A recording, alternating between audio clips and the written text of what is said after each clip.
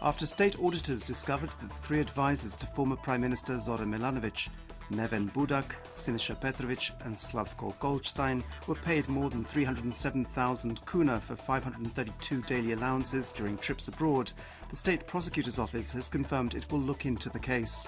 This morning, SDP MP Tomislav Saucha, the former head of Prime Minister Milanovic's office, was interviewed at their Zagreb headquarters, while Siniša Petrovic will be interviewed this afternoon. President Klinda Grabarovic is on a 2-day official visit to Kuwait. Today she opened a Croatian embassy in Kuwait City. Croatia's president has also met with top state officials with whom she discussed strengthening economic ties between the two countries. The president has cited the food goods industry, infrastructural projects and defence contracts as special areas of interest.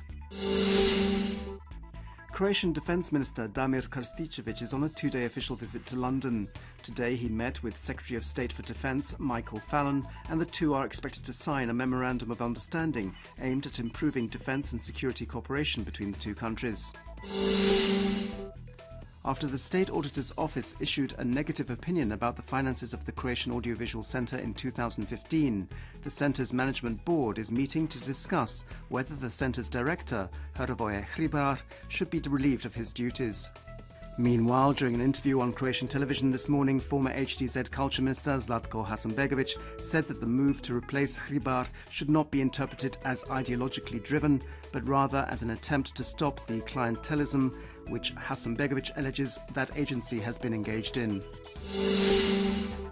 According to the monthly Crow Demoscope poll conducted by the Promocija Plus agency, the HDZ remains the most popular political party in the country, up 1.5% from last month. The SDP are second, but have lost some ground from January. Most and Živi Zid are the only other parties that would pass the election threshold in February. The most popular politician continues to be Prime Minister Andrej Plenković. He is followed by nobody in particular, and President Klinda Grabar-Kitarović is in third place. The most unpopular politicians are former SDP and HDZ leaders Zoran Milanovic and Tomislav Karamarko, followed by Živi Zid MP Ivan Pernar. The poll has also revealed that 31.5% of Croatians support the direction the country is going in, which is a 3.7% increase from January. However, 55.2% of the population still believe that Croatia is heading in the wrong direction. Sport, and in American football, the New England Patriots, whose coach is the American-Croatian Bill Belichick, won the 51st Super Bowl last night. They beat the Atlanta Falcons for a score of 34-28. This is Belichick's 5th Super Bowl title, making him the most successful trainer in the history of the American Professional League in terms of the number of victories. Belichick's grandfather emigrated to the United States from Karlovac at the end of the 19th century. And in tennis, Croatia's Davis Cup team narrowly lost their first-round World Group encounter against Spain 3-2. Spain's Pablo Carreño Busta beat Croatia's Nikola Mektic in the final and deciding match on Sunday.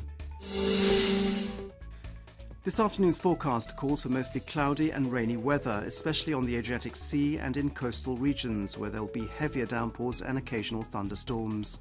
In the mountains, there'll be snow. A southeasterly Yugo wind will weaken on the Adriatic coast, although it will remain very strong in the south to begin with. A northeasterly Bura wind will strengthen and will spread from the northern to the southern coast. There'll be gale-force gusts in places, and especially in the Velebit Channel. The highest daily temperatures of between 11 and 15 degrees Celsius will be along the coast and in the Istrian and Dalmatian interiors, while in northern regions temperatures of between 4 and 9 degrees will gradually fall to around 0 degrees Celsius.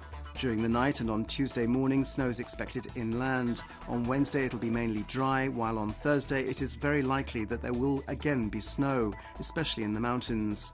On the coast, winds will weaken on Tuesday, although a northeasterly Bura wind will continue to cause disruption to traffic in places.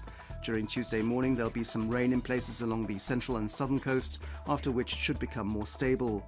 Wednesday should be dry, while more rain is possible on Thursday.